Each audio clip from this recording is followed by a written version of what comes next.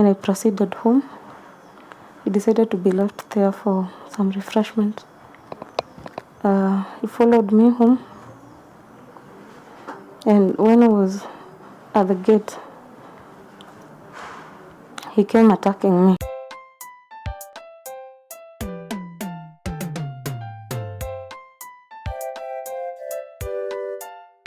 Police reveal details of woman stabbed multiple times by her husband. Welcome to EddyMacks TV Trends, where we bring you hot stories, human interest stories, and all trending news in town. My name is EddyMacks.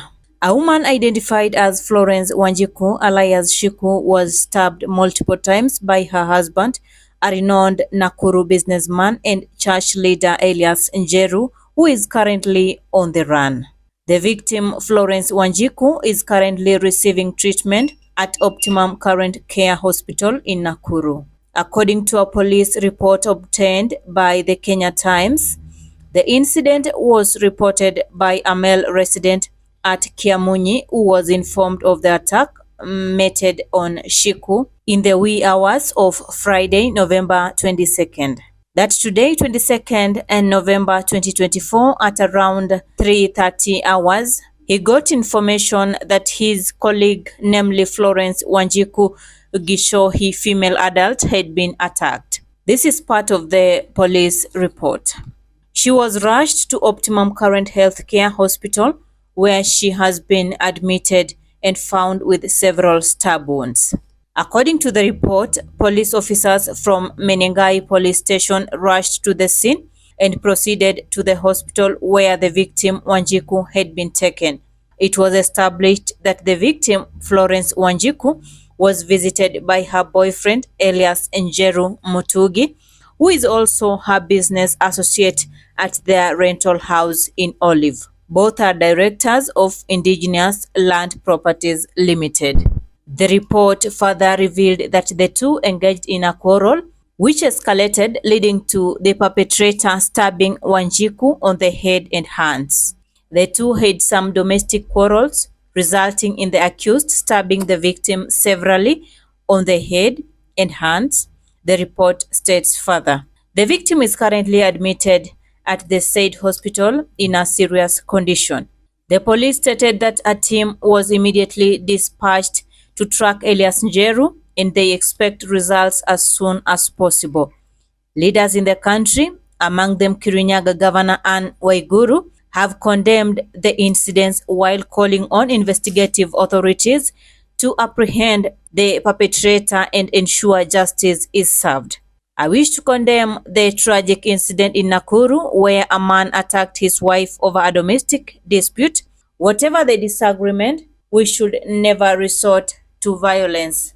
Gender-based violence has no place in our society, Waiguru noted in a statement. I also pray for Shiku's healing and quick recovery. This comes after President William Ruto on Wednesday, November 20th, committing a 100 Kenya shilling million towards the Safe Home, Safe Space campaign that seeks to end femicide cases across the country. Speaking at State House after a meeting with women leaders, the president said that the campaign would entail 16 days of activism beginning November 25th, 2024, to voice against gender-based violence. While outlining the measures his administration will take, he directed the law enforcement sector to swiftly execute its mandate and ensure the culprits are brought to justice. I am aware that most of these cases of murder of women by men have been investigated and prosecuted.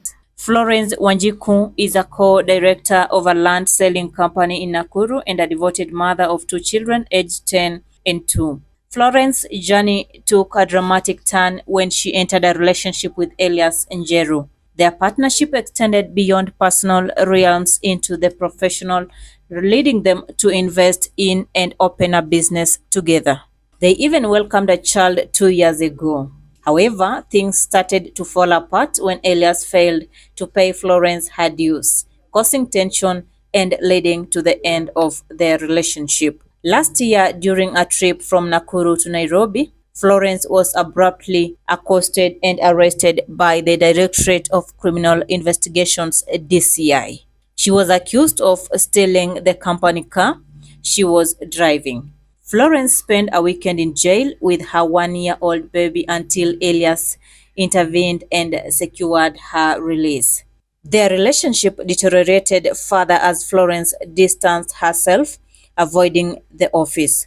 Despite this, Elias continued to show up unannounced at her home, demanding to see her or the baby. In an attempt to reach a co-parenting agreement, Florence and Elias met and parted ways amicably. Tragically, Florence's ordeal was far from over. Upon arriving at her apartment gate, she was violently attacked, struck on the head, and stabbed multiple times. While shielding herself, she sustained severe injuries to her arm, and some of her fingers were severed. He followed me home, and when I was at the gate,